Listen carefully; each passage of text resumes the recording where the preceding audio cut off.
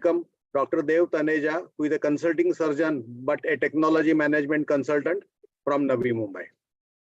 So thank you, Dr. Girish Mathur and Dr. B.S. Ratta, to be part of our meeting.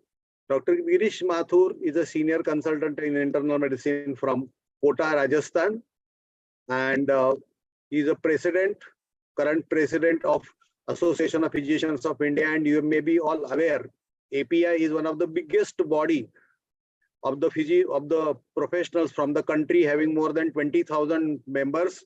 And Dr. Girish has made a record in making so many members in this year. He was chairperson of RSSDI Rajasthan chapter, fellow of Indian College of Physicians. Now, almost a dozen of fellowships he has got, American College of Physicians and Royal College of Physicians from Glasgow, Edinburgh, London, and is a fellow of Indian Academy of Clinical Medicine, another very exciting branch, and Innovative Physicians Forum led by Dr. O.P. Sharma and Dr. Jugal Kishore Sharma. And he's a fellow of Research Society of Study of the Diabetes in India. So Dr. Girish, I request you to start the proceedings with the words of blessing and the need of the hour. I'm stopping sharing. Dr. Girish Mathur, please. Thank you, Dr. Kulkarni. Good evening, everyone. Good evening. Yes, Ratta, past President, Telemedicine Society, Dr. Dev Taneja, Dr. Arun Karve, Dr. Kiran Godse, and all friends. It's my pleasure to join this evening. During and after COVID pandemic, telemedicine has emerged as a very useful and important tool in healthcare management, and its importance can never be underestimated. If we talk of telemedicine in monsoon season, it can be said emphatically that telemedicine may prove to be a boon for the patients in need of a medical consultation during monsoon. Monsoon in India can be very unpredictable. There are instances of flood, waterlogging, and disruption of transport services. In these situations, telemedicine may prove immensely useful and may turn out to be life-saving in some situations. I am glad that API Navi Mumbai and Telemedicine Society of India and Navi Mumbai Doctors Federation has thought of organizing a webinar on this important subject, which will certainly improve the awareness about use of telemedicine in healthcare practice. My sincere thanks to Dr. Kulkarni for inviting me to this important webinar. My best wishes for the success of the program. Thank you so much.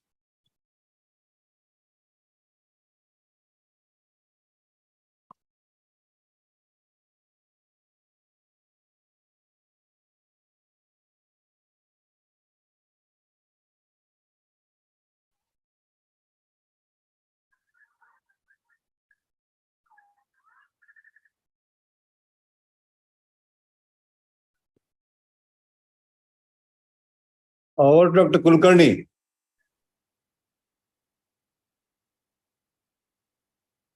You must have got a call. Okay.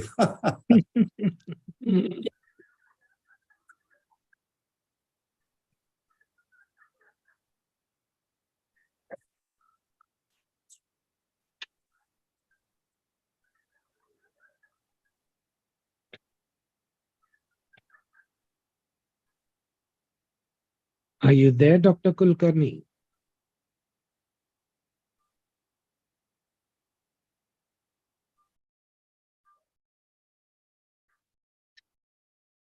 He's muted, looks like. No, he's joining this. I think we lost him and again he's joining us. No. Am I visible now? Yes, you are. Am I visible? Just say you are visible and audible too. Correct, perfect. The law of existence is there. So I'm really proud to introduce today our another mentor, Dr. B.S. Ratta. He is a real multifaceted personality, the past president of Telemedicine Society of India, a hat-trick organizer of annual conferences of Telemedicine Society of India, 2 times in Pune, once in Goa this year. A very senior pediatric surgeon with fantastic results, a Rotarian, and many social health tech projects for his credit. He is a motivator, speaker for excellence, and a real boon to the Telemedicine Society of India. Dr. Ratta, I request you to share your words of wisdom. Thank you, Dr. Kulkarni. If not for you, there would have been no place here for me. Small person, you made it look so big. Very nice of you. Thank you for your kind words. The topic today is very interesting. And as Dr. Mathur mentioned, that it was the COVID that accelerated the entire process of acceptance of telemedicine in this country. We were working from 2006 till 2019, trying to convince the government of India to accept telemedicine, because that was the only way to bridge the rural-urban divide or connect India from Himalayas in the north to the peninsula of India surrounded by ocean with islands on east and west, Andaman and Lakshadweep. You know what happens during tsunami, earthquakes. There was no way that other than telemedicine, these people would have got the help. However, the government thought of saying that we have space technology that should meet the requirements. Yes, indeed, it did in the earlier 5, 10 years, but subsequently, the satellite program took a big step backward because a lot of people got disinterested and it was not paying anyone extra money in the medical colleges to run these programs.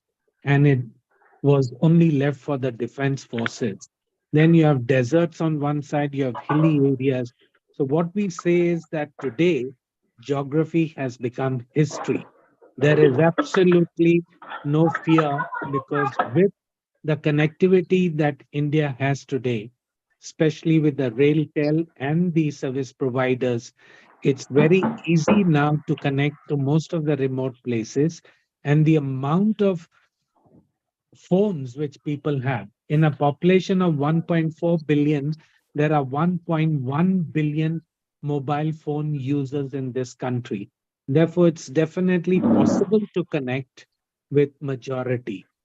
Not only that, COVID also acted as a catalyst in the process of acceptance of telemedicine.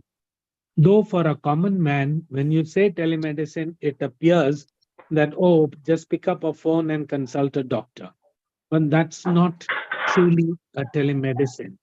You know that the National Medical Commission came out with the telemedicine practice guidelines the very next day after the lockdown on 24th March 2020.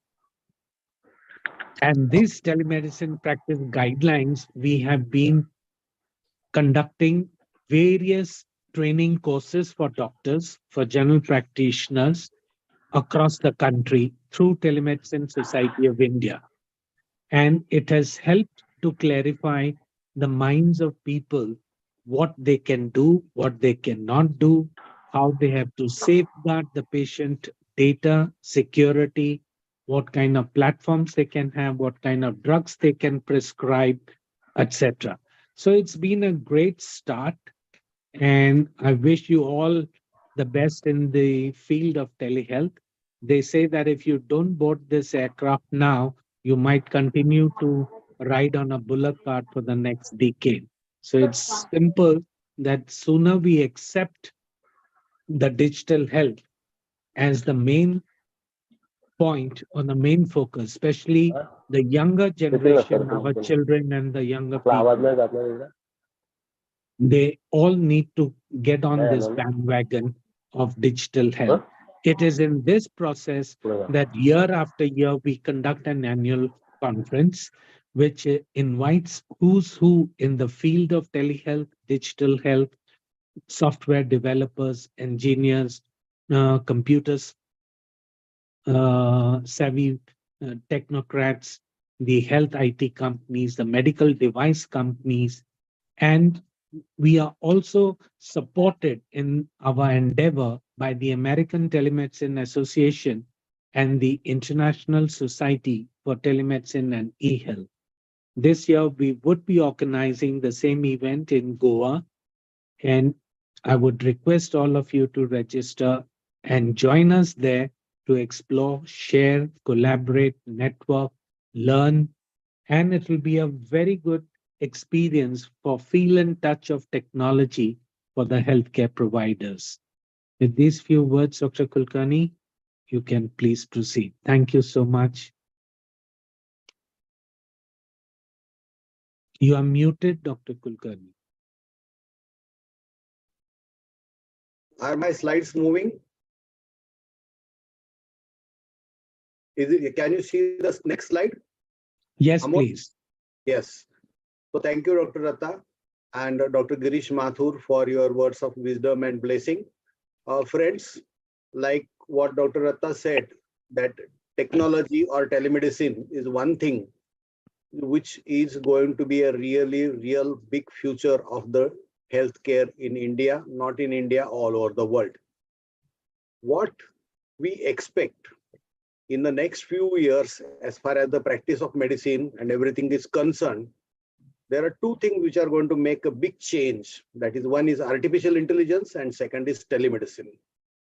Telemedicine is going to bring down all the barriers of distance, seniority, and time. Before I start my presentation, I got a disclosure that there is no conflict of interest with any of the product which I am talking about. I am not on advisory board or partner of shareholder of any or anything which I am going to talk to you, neither on the consultation team, nor I have received any remuneration for endorsing the products or services discussed. And I appreciate the help of all the doctor friends who have been helping me in this endeavor. Telemedicine in monsoon is not only an unique opportunity, but it is absolute essentiality. Especially in Mumbai, and not why Mumbai, even today Kolhapur and Ratnagiri also is under flood. There are many things which change. There are many frequent illnesses of the patients. More members of the family are affected. The pre-existing diseases exacerbate. COPD, diabetes gets uncontrolled, no exercise. Stress about waterlogged situation. Somebody has gone for a work and the family members are worried when he's going to come back. When this type of situation is there of Mumbai locals, the transport gets not only delayed, stuck, or sometimes it is standstill for hours together that we have experienced previously. Not only water or the vehicles, but there can be some many odd things which can happen in and around us without any notice. Suppose if a tree falls on your car, you can't help for that. You are just stuck for the whole day. Friends, what is telemedicine? It provides healthcare where there is none and improves the quality of healthcare where there is some. I got two fantastic references about it. That is, one is from Niti Aayog, and that tells about how the telemedicine is a blessing in disguise. And another very old document, as what Dr. Ratta described, that is the guidelines from the Ministry of Family Welfare, Government of India. I'm going to share all these things in the chat box, so please don't worry about it. And this is definitely going to help you in organizing your telemedicine practices. This is the guideline which has been shared by NCDIR about the framework for telemedicine use in management of chronic diseases like cancer, diabetes, cardiovascular disease, hypertension, and stroke. Just look around. Has technology and telemedicine changed our life? Yes. If the technology has changed our whole life and it has been there for everywhere, then why not to adopt a electronic medical record app out of the hundreds which are available? N number of equipments which are available. We will discuss what are the merits and demerits, how it suits for all ages, from pediatrics to geriatrics, from all platforms. It is not necessary that you should have a desktop. You can do it on mobile. You can do it from your laptop. And when we talk of something called as an app, so it is a compact software reduced in size but high in functionality. And friends, please remember, whatever the digital medical record, what we are doing, it is going to be a fantastic thing for our research, publication, and future. It is said that Indian doctors see many patients, but they don't publish. Why don't publish? Because they don't have properly managed data. The data can be organized or disorganized. With the help of telemedicine, we will have more organized data. What technology does for us? The functionalities are absolutely fantastic. It is very quick at one click. Data sorting can be done. Easy planning can be done. Repetitive jobs are done faster. Suppose if you have got a patient with 4 different disorders and he's having 15 medications, you have to just copy paste the previous prescription. You did not spend 3 to 4 minutes in writing that prescription. There is no learning curve. You can empower your staff. You can have your own system. You can have your own rules of war for work. You can learn at your own time. And it is a wonderful opportunity to learn from generation next. For me, my children and my grandchildren are my best gurus as far as technology is concerned. And we have to respect them and we have to learn them very fast. A question is asked by everybody that I'm absolutely a novice in telemedicine, how I should start and how I will improve my practice. So please, friends, start technology adaptation from beginning. There are people like us who are about the age of 68 and 70s. They are very difficult nuts to crack. So they are having time to get rectified. Is it a rocket science? Is it very costly? No. Is the learning curve steep? Not at all. What are the obstacles and barriers? The doctor himself is a barrier. And how to build a bridge? The process is very simple. So what are the 3 main components of telemedicine?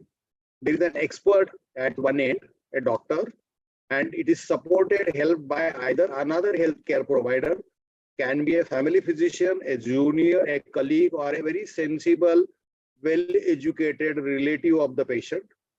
You use the basic communication technology and learn to adopt for the new normal, which is going to be the future of medical practice.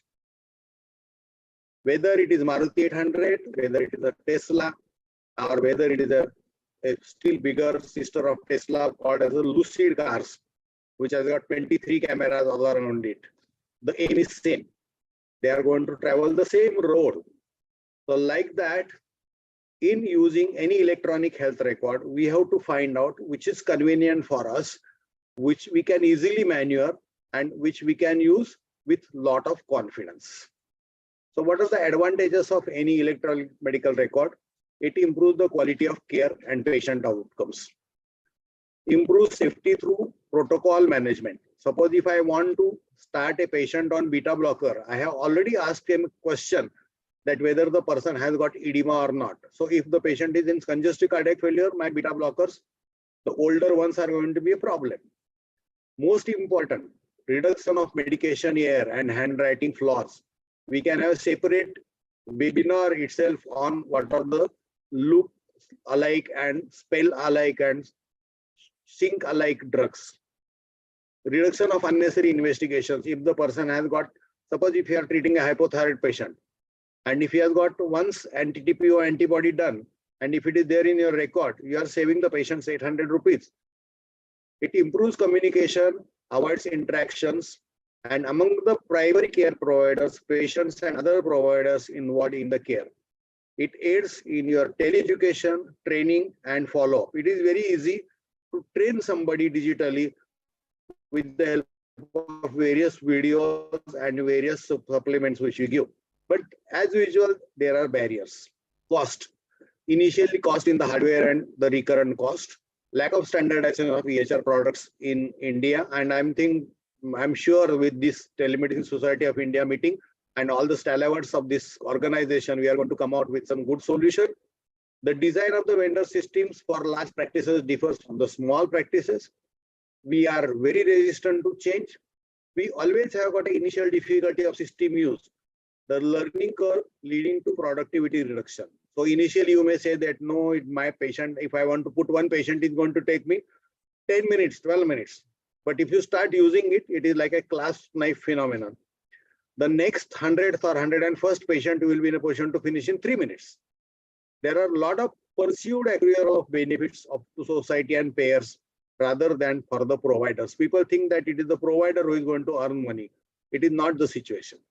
So friends, please treat as an opportunity in calamity. There are certain issues at interoperability. People have problems with funds. Adaptation and implementation of EHR mandated to the large size and medium size hospital takes a lot of time. But consider best practices, skills, strategies, and framework when you are adopting to any electronic health record. There have to be a lot of standardization goals in which the main thing is you have to reduce information overload.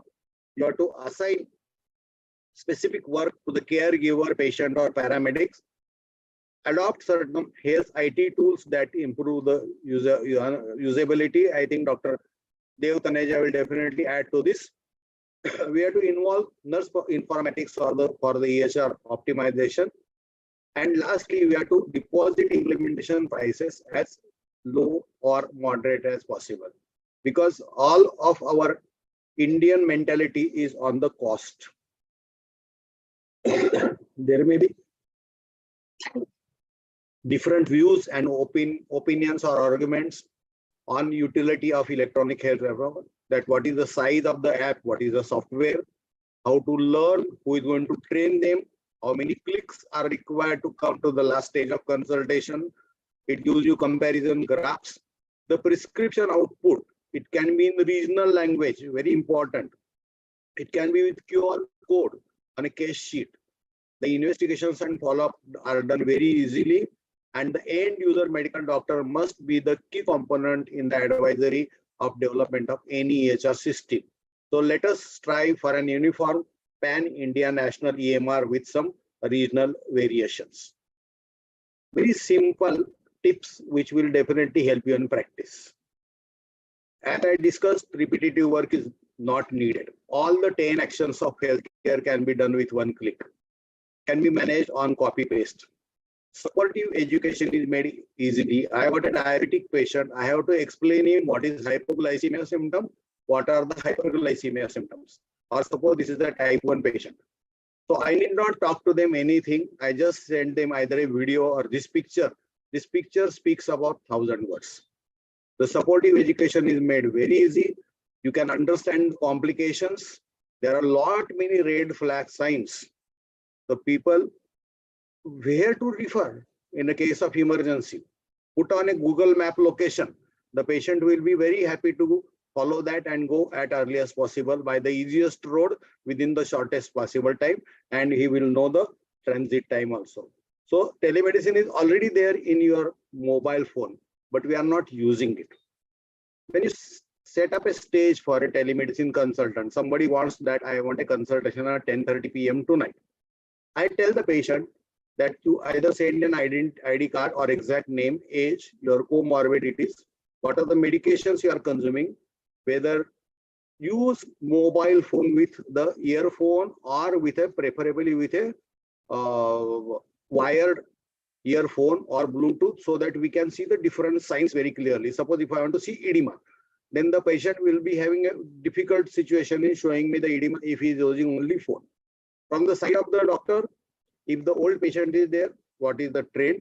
Are there any drug interactions? There are families who developed dyskinesias with antiemetic drugs.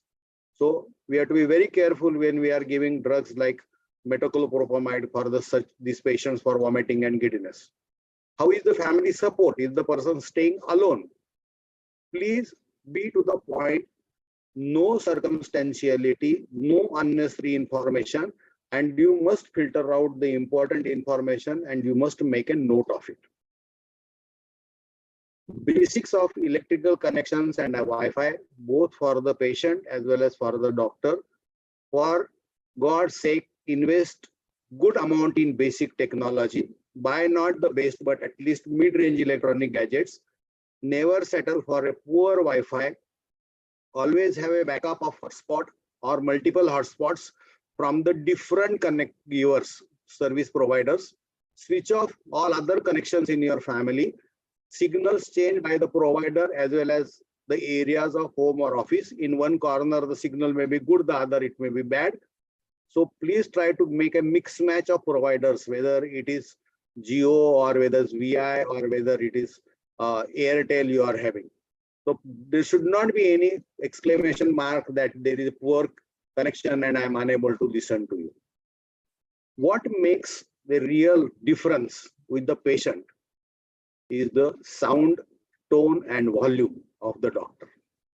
For better voice, use either a microphone. Try to eliminate high-pitched background noises like car horn, mixer, vacuum cleaner, TV, radio, other mobile ringtones. The wired microphone is preferred than the Bluetooth. And please confirm about your voice quality. Sometimes you may be too loud, sometimes you may be so soft that the patient who is a senior citizen of around 60 or 70, he may not be in a position to hear you properly. So he will say that, no, doctor, please speak a bit more loudly so that I can hear you. Don't forget to pamper your appearance. It boosts your image. So different color combinations. Please use a neck or a bow tie. Your badge should be worn on the chest so that your name is visible. Make a light makeup around the eyes to conceal the dark circle. Check how to look by a screenshot on your own PC. But at the same time, friends, don't be very jazzy or don't have any or very unusual positions. When you are talking to the patient on phone initially or during the consultation, please be very active and very concerned listener to the complaints. Please encourage more description of symptoms elaborately. Ask other members of the family. If not understood, ask them very clearly to repeat. Senior citizen patients and many doctors have hearing issues. Recheck about all other comorbidities. One of the comorbidities which are very much concealed by the patient are psychiatric illnesses and epilepsy. Confirm medicines. Trade names are confusing and chaotic. There was a brand by name Sustamet versus Sustomet. It was metformin versus sildenafil and a concentration of 50 as well as 500. You can imagine somebody consuming 500 milligram of sildenafil.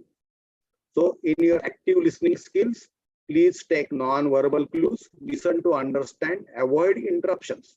Let the patient talk to you. Don't get distracted. Don't be judgmental. ये patient ऐसा ही है, ये बहुत sir खाता है. Don't have ideas like this. Ask deeper questions and slow down. And most important, sometimes practice silence. This is very essential when you are dealing with a psychiatric issue. Sometimes the silence helps the patient to break out, and that is one of the very good therapeutic measure. So just to give a summary, proper lighting, proper network, clothing that allows visibility and quiet place to speak, dress professionally, make eye-to-eye contact. And when I am looking at right now I'm looking at the slide, but I should look at the camera of the mobile, camera of the laptop so that you can see my face very clearly. And please speak slowly, clearly, and bit more loudly. That is very important because otherwise you will just miss something which is very, very important. In the second part of this presentation, let us see how technology has been helped and how it has become indispensable in the telemedicine world. So these are a cricket team of equipments which can be attached to a smartphone or used remotely by a patient. Everybody is aware with infrared thermometer, direct touch or non-touch pulse oximeter.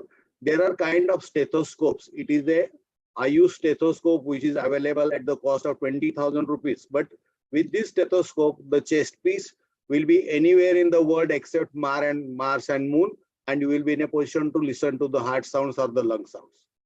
The BP apparatus are various models. There are BP apparatuses which are without tube, without bulb, and they can be used even as a 24-hour monitoring devices. There are a lot of ECG sensor transmitters. Hypoglycemia can be detected with an instrument called as a hypo band, and please be in contact with certain Israeli companies. They are having fantastic equipments. This is a finger hold multi-para unit. It gives almost 15 parameters. In the next meeting, I will be in a position to show it in detail. And there are many non-invasive glucometers and HbA1cs, which are part of the patient's armamentarium. They are not the doctor's instrument. So let us go fast with the different kind of thermometers. We can ask them to better send the screenshot of it. There are pulse oximeters, which not only give oxygen concentration pulse, but even something called as the perfusion index and the arterial condition also. There are smartphone stethoscopes with whether the chest piece is somewhere else and you are in a position to hear it with your Bluetooth device. So this is the IU device which I am talking about. It gives a 16 times amplification. On the first day of purchase of this instrument, I was in a position to pick up 2 cases of aortic stenosis, which I had missed with my previous Littmann stethoscope's auscultation. There are BP apparatuses like this. They don't have a tube, they don't have a bulb. Everything works through the batteries. Many of the times now the instruments are coming where they don't require batteries. They are all USB chargeable. Suppose there is a child with a impacted fungus or acute otitis media, the mother can easily use this and show it to the doctor by taking a screenshot. This is a boon for your OPD as well as for your other cardiac patients. This is an alive core which gives you 6 leads ECG. At the cost of 17,000 rupees, the only FDA cleared personal 6 lead ECG is a fantastic achievement for you to detect arrhythmias. And sometimes even with this isolated AVR, we have picked up acute triple vessel diseases also when there was a isolated ST elevation in AVR. The glucometers can talk, the glucometers can have signal attachment, and the glucometers are connected to the smartphone where the sugar values can go to 6 different people. So this is what I was talking about, this MTX cuffless BP and simple to using portable parameters. This is available for Indian people to pay in dollars around 59,000 rupees, and the Israelis will ship it to you at the cost of 59 rupees of the transport charges on. So this is a NOGA co-hybrid non-invasive glucometer. It gives you continuous sugar as well as the A1C values. So friends, together we can not only fight coronavirus, but together we can definitely win with the help of telemedicine technology in all our day-to-day practice.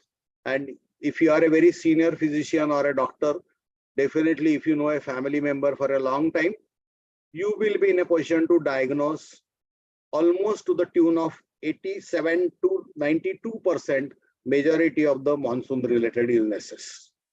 Friends, sorry, I just pressed the end button. That's why it has gone back. There are a lot of, after this, we will just have a look at how different kind of apps and peripheral devices can help you in exercise, or how you can give a app prescription. It is said that there is an app for everything. It is a computer program miniaturized to work on mobile platform, less space. Apps can talk to each other. If you have got a smartwatch, it can talk to your mobile phone. But friends, please remember, always buy paid apps. There is nothing like free lunch in this world. How to buy, use and recommend apps? Who has created it? What is the center, location, institute, credibility, consumed by how many people, criticized, and how many times it has been corrected? Don't buy healthcare app, fitness apps. Buy medical apps. Categories, medical versus healthcare. One very good app for all of you is Medscape. And if you start using the drug interaction also, you will save at least 10 to 50 patients every year. Cost means worth. Buy from approved dealers, vendors. No single point output point versus multi-utility bundled app. There are certain apps which give you multi-utility bundled apps. That in the same thing, you have got drug interactions, you have got information of the procedure. What I discussed about Medscape, It is one of them. Suppose your patient wants to adopt exercise, prescribe him Runtastic or a similar app. Even Google has got its own app called as a Health. Fitbit is for all, fits on any arm, any budget. And one of my patients was so intelligent that he could pick up his own obstructive sleep apnea from his from the readings of his Fitbit. These are the kind of watches which you people will be wearing soon if you are diabetic. This is a watch called as a K watch from PK Vitality, and it will give you a continuous glucose monitoring. The sensor needs to be changed. If you want to give a prescription of a exercise, this is a 10 minutes exercise, apartment friendly, no equipments, and it is a family exercise. You can just send a link to the patient and the patient is going to be happy. My friend Dr. Arun and Meenakshi Kure, they have decided some very good simple exercises which they can do it on in the lockdown on their terraces, so that you are kept fit and fine. There are offbeat uses of in our practice. So you assess the activities, steps, distance, speed, sleep duration, oxygen desaturation, hours of sitting. There are apps which will tell you that if you are sitting for more than 1 hour continuously, that this is time for you to take a rest and move around. How many stairs you have climbed, how you can predict hypoglycemia. Remember, tachycardia is one of the predecessors of hypoglycemia. You can target your heart rate limits with alarm over 90, 100, 105, and you can try to pair the data with the readings called as a continuous glucose monitoring system devices, or even you can do it in individually if you are a diabetic. Here you can see very clearly this person is having a asymptomatic hypoglycemia, and the time he wakes up with a severe headache. There's no point in giving any amount of paracetamol to him. You have to correct his hypoglycemia by giving a complex carbohydrate. What is happening with him in exercise? He's dipping down. He's dipping down more towards hypoglycemia. So what we are supposed to do, ask him to consume some complex carbohydrate before he starts having exercise. So these are many uses. The patient can just send your CGMS data and you can give him advice online. So these are the ways in which you can see the heart rate variability, and a person of supraventricular tachycardia, how he is getting his episodes of palpitations, and how you can exact, suspect, track, or even treat not only arrhythmias like supraventricular tachycardias, even obstructive sleep apnea, where there is a significant amount of dip into the oxygen variation, and there is a dipping of percentage oxygen you can see here, and these are the periods of hypoxia and apnea for the patient. Diabetics are worried about the calories, so there are apps called as a Carbs and Cal or Go Carb, where you can snap it and it will tell you how much is the carbohydrate, how much is the fat, and how much is the protein or the vegetable you are having. If you want to relax, there are n numbers of apps, right from Breather, Calm, Mindshift, and you can, if you are a particular devotee, then you can have something like Art of Living, which is with meditation, spirituality, as well as yoga. Suppose if you want to be more motivated, for example, Dr. Ratta wants to write his lifetime experiences. The motivation which comes from within, but can be enhanced by technology. So these are the different apps called as a Think Up, Strides, Motivate, and I Wish Ways of Life. They will give you a good support for you to write your own blogs or your own memoirs. So as far as the apps are concerned, we always consider this app, this mnemonic, that you have to agree on the behavior goal of the patient. So you should be specific, measurable, adjustable, realistic, and within time frame. Don't ask somebody to start preparing for a marathon when his BMI is 30. It should be self-directed. It should be evidence-based. It should be affordable and achievable. At the same time, don't forget these keys that keep it simple, streamlined. Those, if you are interested in more of knowing all this kind of apps and products, which is almost every week it is updated every week. This is a very nice link for everything. So friends, what is at the end? We strive on for only one goal bilaterally, and that is improving the patient outcomes with the help of telehealth or telemedicine. And we should be fit, we should go digital, learn and use our and teach technology to our friends, colleagues who are not using it, to our students. And if you see the graph that 1983, it started with a mobile phone, and now the whole world is within your hand, and the technology has become so friendly and so useful for the human race. Please be a part of a joint venture of from TSI Maharashtra, Gujarat, and Goa. This is a Telemedicine Society of India conference, and we have extended the dates of our concessional registration. These are the places where you will come to know something absolutely out of the way from the world leaders. You have heard about 3D printing. We talk about 4D printing. There are many networking platforms. Going to be virtual reality, going to be augmented reality stalls.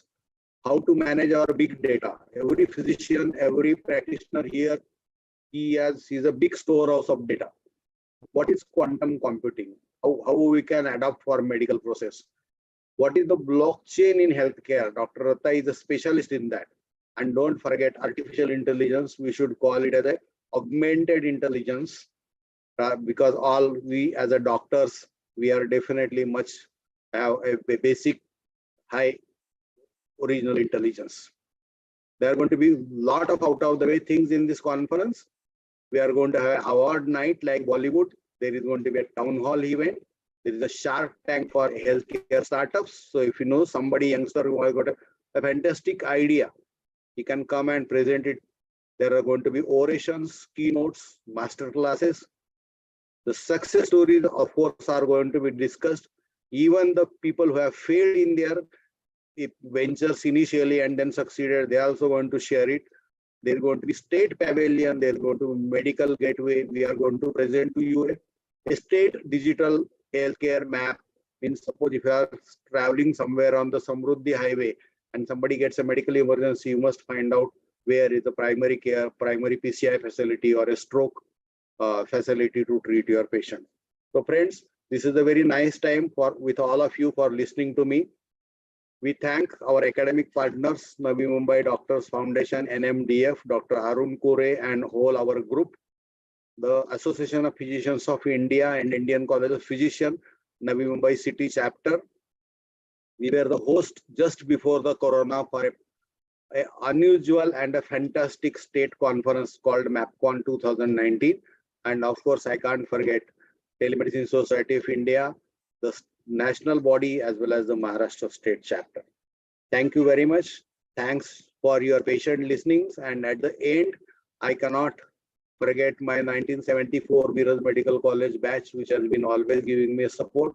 My family, my teacher, Dr. R.D. Lele, Dr. Surtur from Miraj Medical College, and various organizations like American College of Physicians, from which I got a lot of inputs in this year when I attended the ACP conference in San Diego, Geriatric Society and Indian Academy of Clinical Medicine.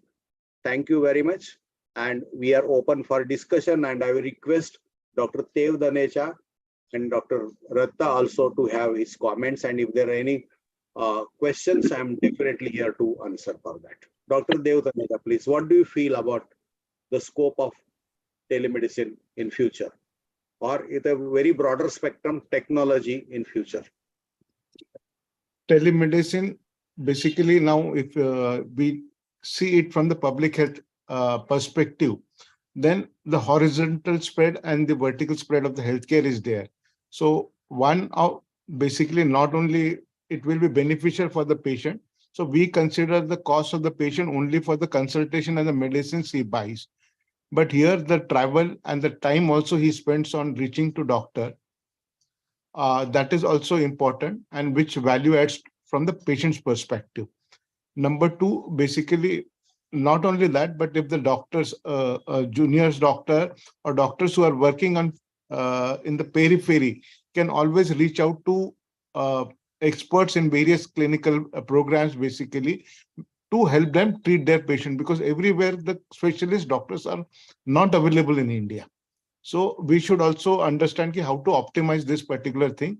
ECG or any X-ray or any investigation and the clinical finding, a doctor can also use telemedicine to get an expert help from his colleagues from various specialties.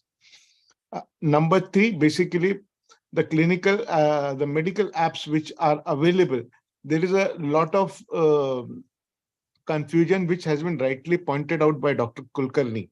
Now, how we standardize? So during the telemedicine conference, I think there should be some consensus at a national level, which are for various, say suppose for cardiology, diabetology, or for respiratory medicine, which will be the best apps, like because in USA, all these apps are FDA approved and non-FDA approved. So we in India, we don't have any standards for this utilization of this app. In the absence of this utilization, people are confused and they might be. So it is better that we should use either a FDA or European Union approved apps only while we are recommending them to our patients or our acquaintances. Fourth, basically, now we are from the generation when there were no computer education available to us during our schooling or early college days. But the NMC with its newer curriculum, so they have added IT education, artificial intelligence and healthcare as an optional add-on modules which the students can take. And so because the younger generation now who are will be the next doctors in making, most of them, they have fair idea of how to use IT, basically, because they had computer science or IT as part of their schooling and 10-12 programs. So they are quite literate about this. Now, how to optimize their thing, education, the IT education, to further help them also get involved in creating new apps or newer ways of looking into disease processes. After that, we have that clinical protocol. So about that EMR or other thing, basically, the challenge in India is basically we don't have standardized protocol, though recently ICMR started coming out with certain standard treatment workflows in few of the clinical specialties. And I am sure sooner than later, as NABH is becoming important for all the hospitals, all the hospital will be required to use this standard treatment workflows. So this is work in progress, basically. But then how we allow our the medical fraternity who will be using telemedicine in their clinical practice, what type of a clinical protocol they should use in their own level. EHR is part 2 of that, but they have to somehow come to that. So whatever EHR, EMR solution, software they buy from the vendor, they themselves should be sure what type of a clinical process workflow is being used, whether it is a standardized workflows which has been approved by, say, US or European or Indian ICM or something on that thing. Don't try to buy any software. And during the customization, unless you are working from the protocol perspective, then only you can request that vendor to do certain sub-customization while implementing those software for your individual practices. Thank you, Dr. Dev. Dr. Ratta, please. And in the meanwhile, I just answer question asked by Dr. Manaji Kadam. Manaji, thanks for joining.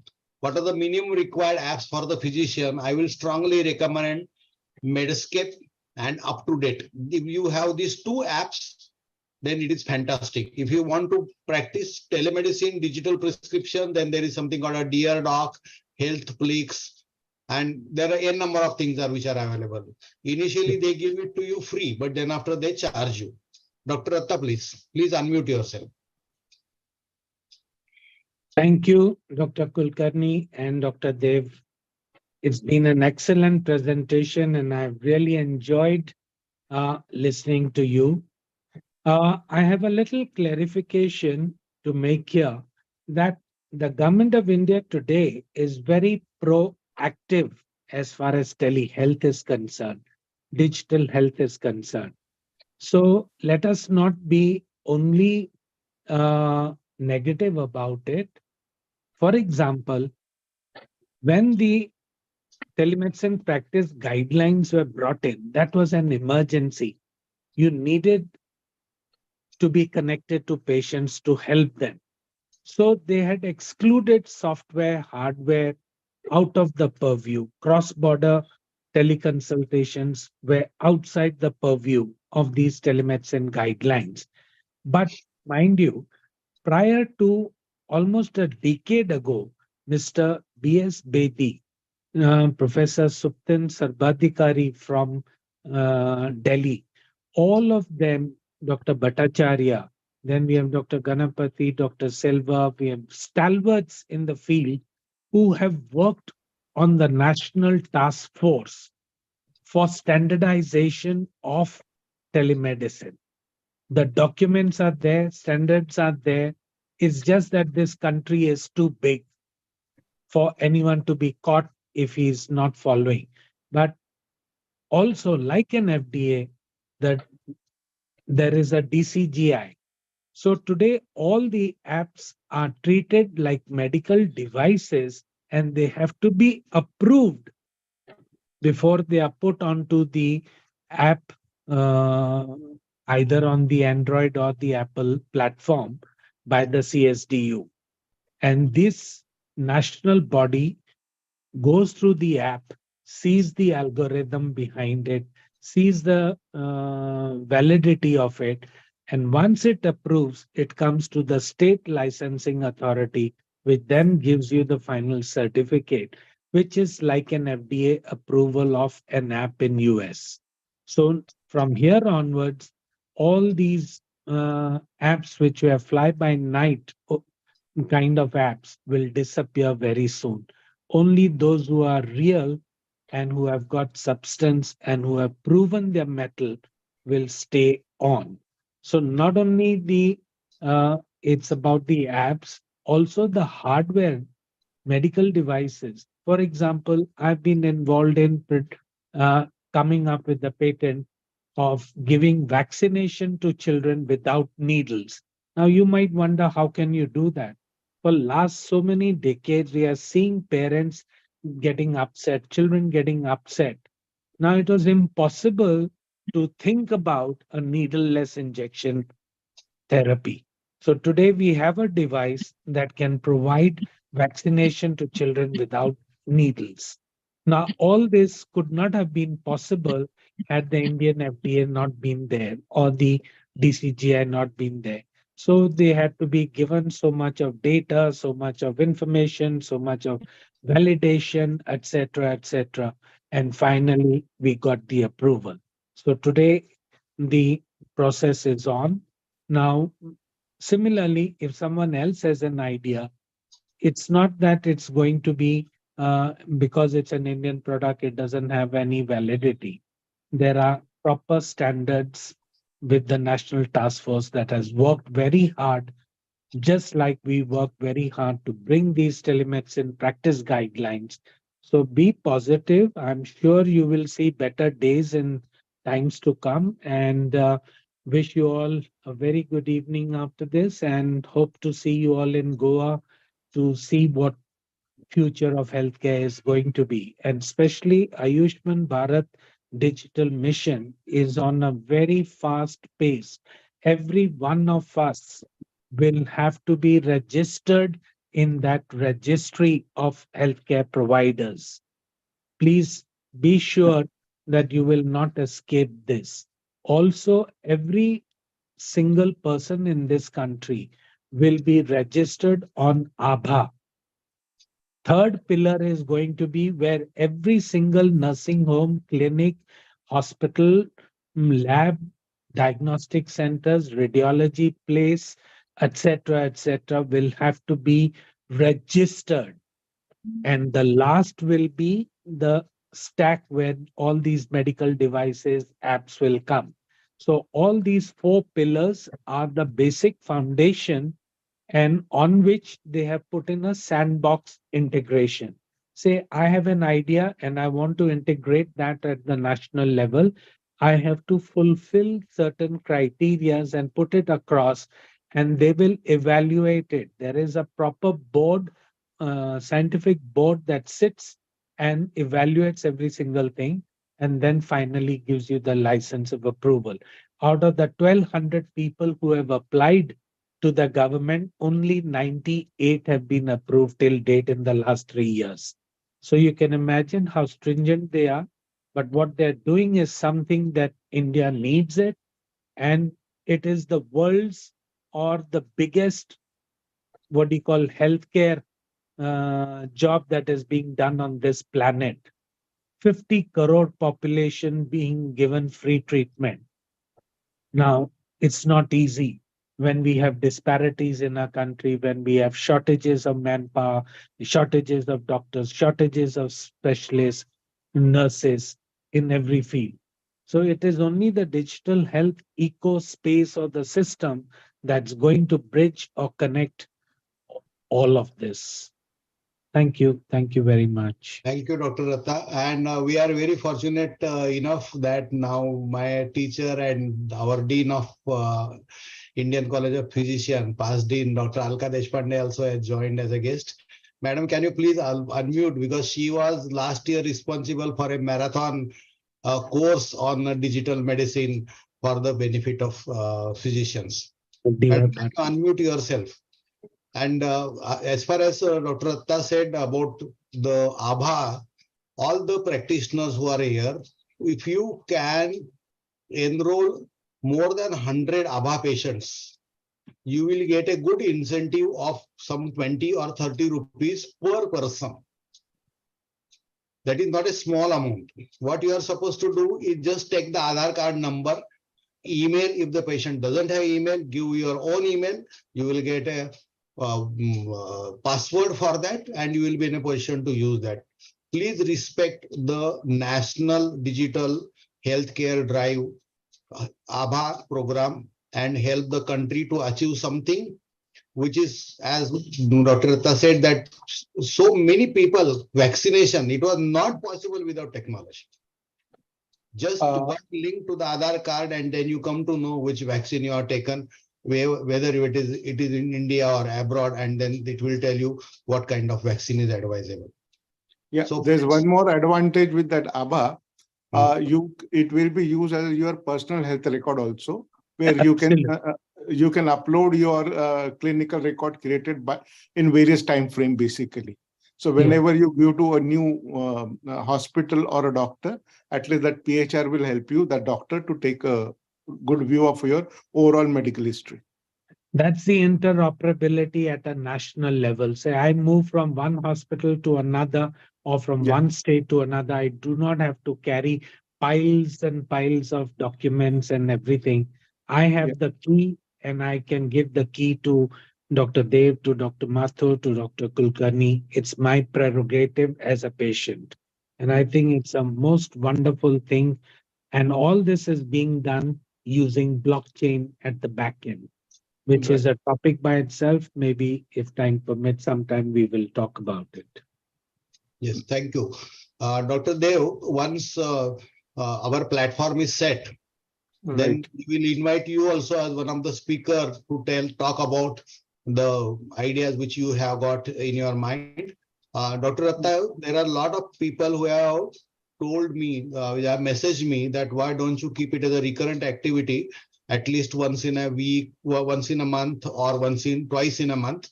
So let us think about any activity after about 15 days, which is going to be very practical, and it will be like a demonstration of the instruments. We can break up the whole thing instead of, now that you've covered everything, if you can now break it into small bits and pieces.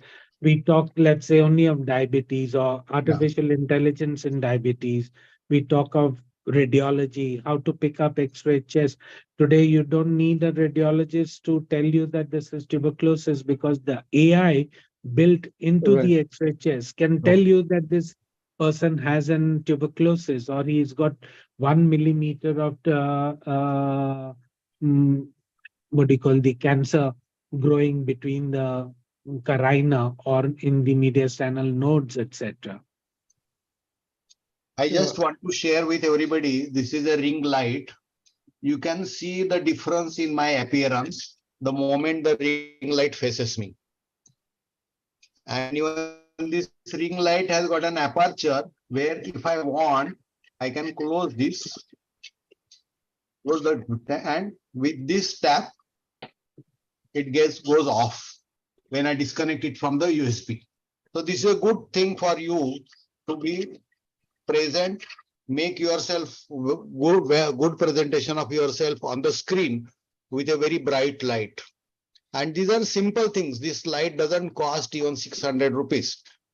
And there are lights which can fit on the top of a mobile phone. So there are many things to share. So mostly after about 15 days, once our executive committee meeting of TSI is over, we will be coming out with another presentation with a different subject. And you please send us your requirements and your things, what you want to know more about. I can give a demonstration of a electronic health record also, how it works.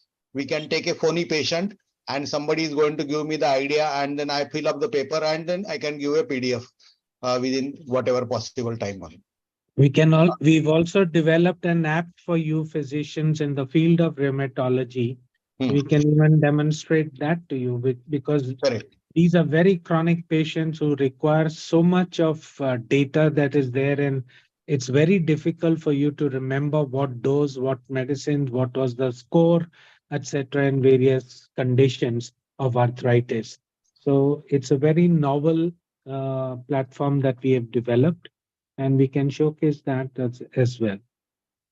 Yes. Thank you very much, sir. Thank you, Manaji, Thank you. Prashant, Arun, Vishwaraj, Dr. Patel, Dr. Olga More, Sharad Bagul, Swati, Shantaram, Ujwala, Shraddha, Nikhil, Meenakshi, Arun, and Dr. Alka Deshpande for joining for this. This is exactly 70 minutes. We had started our presentation and we have to respect the time of everybody. So this is time to say goodbye and thank you very much. Stay tuned for the next edition of a similar type of program at the same time, same prime time, same prime subject, and fantastic speakers. Thank you very much. Thank you, sir. Thank you. Amol, recording stop.